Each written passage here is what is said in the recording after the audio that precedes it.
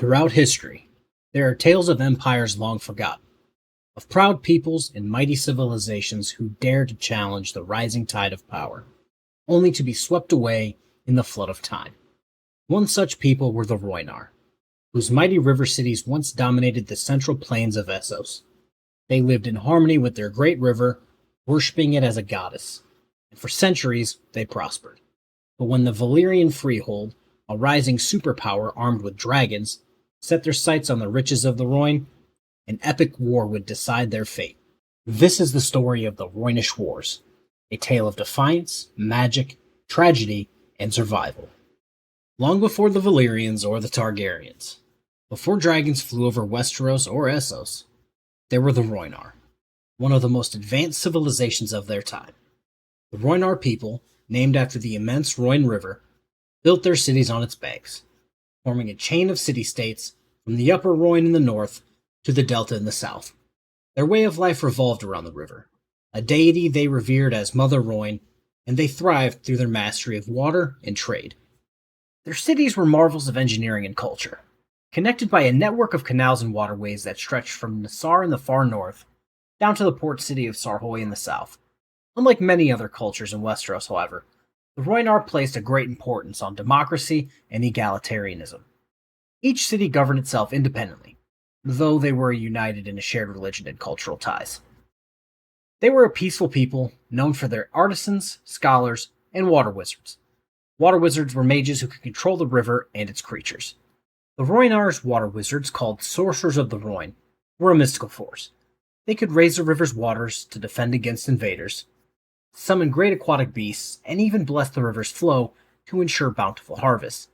This intimate connection with the river was both their strength and their downfall.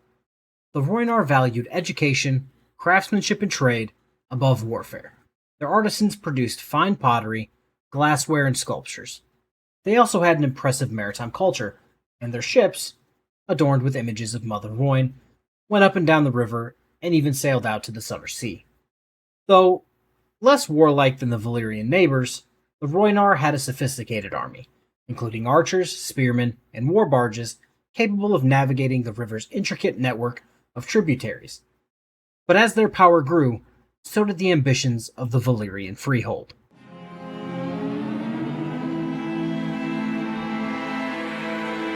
To the southeast of the Rhoynar lay a growing threat, the Valyrian Freehold.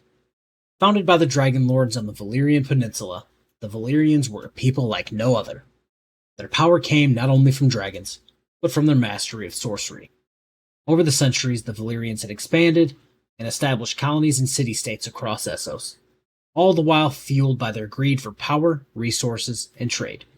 Their dragonlords ruled with an iron fist, using fire and blood to subjugate their enemies. The Valyrian Freehold was not a unified empire like we might imagine today. Rather, it was a coalition of noble dragonlord families, each with its own ambition. Their colonies along the southern coast of Essos, particularly Volantis, began to encroach upon Rhoynar territory. Though the Rhoynar were not directly threatened at first, tensions began to rise as Valyrian settlements and outposts moved further inland. Trade routes were disrupted, and the once peaceful river became a contested zone. The Rhoynar, led by their various city-state rulers, were reluctant to engage in full-scale conflict with the Valyrians. They had maintained their independence for centuries, and they had hoped that diplomacy might avert war. But as Valyrian colonists and traders moved deeper into Rhoynar territory, clashes became inevitable. The first battles were small skirmishes along the southern Rhoyne between the Valyrian soldiers and the Rhoynish river folk, yet these early conflicts were a sign of the storm to come.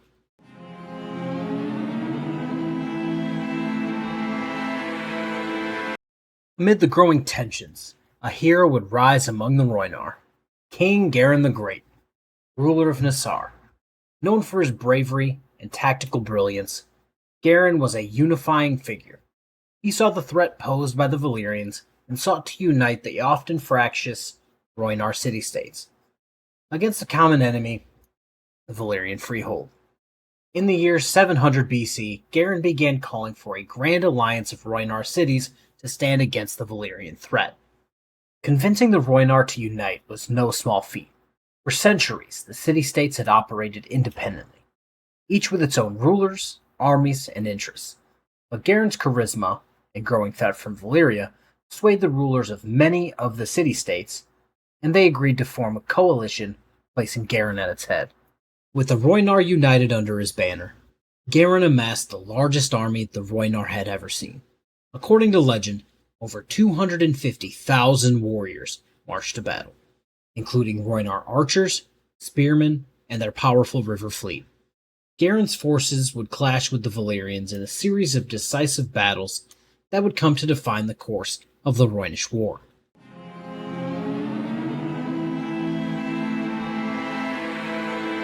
At the outset of the war, Garin achieved a series of stunning victories against the Valyrians.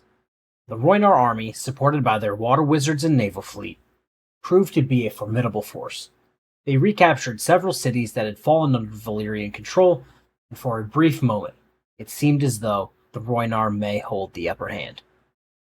Garin's greatest victory came when he led his army to the gates of Volantis, one of the most powerful Valyrian colonies in Essos.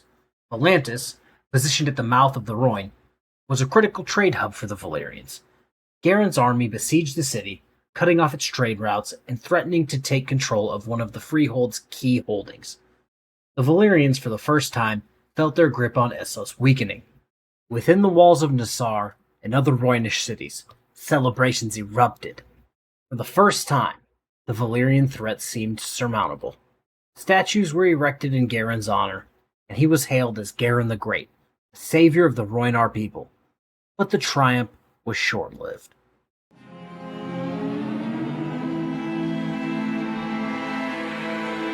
And with all that, the Valyrians were far from defeated. They had not yet unleashed the full might of their forces, and most critically, they had yet to call upon their dragons. In response to Garin's victories, the Valyrians mustered a terrifying counterattack. Leading this assault were some of the most powerful dragonlords of Valyria, and they brought with them an army of dragons, unlike any the Rhoynar had ever seen. The Valyrian dragonlords included some of the greatest riders in history. They led their armies in a brutal campaign of fire and blood. The full-scale deployment of dragons shattered the Rhoynar defenses. Garin's army, which had previously triumphed on land and sea, found themselves powerless against the flames raining down from above. City after city fell, and their inhabitants either fled or perished beneath dragon fire. The turning point came at the Battle of the Sorrows. Here, Garin and his army made a final stand, attempting to halt the Valyrian advance. Despite their bravery, however, the Rhoynar were no match for the dragons. The Rhoyne River itself seemed to boil as dragon fire scorched the waters, sending waves of steam and ash into the air. Garin's army was decimated, and the Rhoynar's dream of victory was extinguished. According to legend, in his final moments, Garin called upon Mother Rhoyne, cursing the Valyrians and pleading for her to drown them in her waters. The river rose in a great flood, engulfing Valyrian soldiers and dragons alike. But even this desperate act could not save the Rhoynar. Garin was captured, and the Valyrian vengeance was swift and merciless.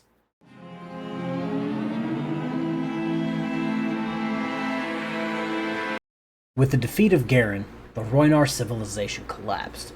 The once beautiful cities of the Rhoyne were left in ruins, their temples and marketplace abandoned or destroyed. Many of the survivors were taken as slaves by the Valyrians, forced to work in the mines and cities of the Freehold. Others fled into the wilderness, hoping to escape the wrath of the dragonlords. But one leader refused to submit to the Valyrians, Princess Nymeria of Nassar. As her people faced annihilation, Nymeria gathered what remained of the Rhoynar and led them on an unprecedented journey. In an act of sheer determination, she assembled a fleet of 10,000 ships and set sail with her people, abandoning their ancestral homeland for a new life across the sea. The Rhoynar's voyage was perilous. Thousands perished along the way, some from storms, others from disease, and yet still more from pirates.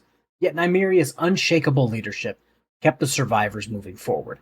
After years of wandering, the fleet finally made landfall in the southern deserts of Westeros.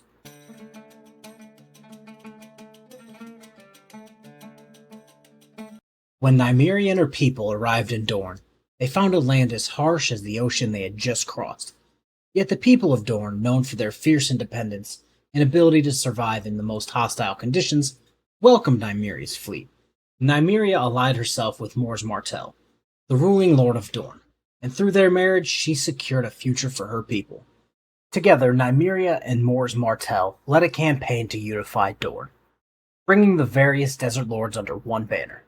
This unification would eventually allow Dorne to become the only kingdom in Westeros to resist the conquest by the Targaryens, maintaining their independence even as the rest of the continent fell to dragonfire. Nymeria's influence reshaped Dorne's laws, customs, and culture. To this day, the Rhoynish blood runs strong in the Dornish people, and Nymeria's name is remembered with reverence. Though the Rhoynar civilization was destroyed, their legacy endures. In Dorne, their influence can still be seen in the customs, laws, and even the appearance of the Dornish people. The Rhoynar's belief in gender equality shapes the inheritance laws of Dorne, allowing women to rule in their own right. Their water magic, however, was lost to time, though it lives on in the legends of the Rhoyne and the power of the river.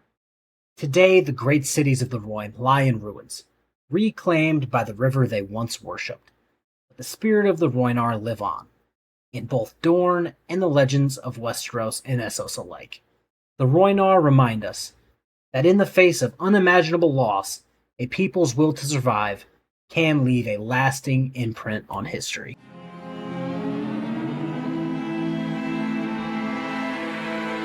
Thank you for joining me on this journey through the Rhoynish Wars. If you enjoyed this video, don't forget to like and subscribe.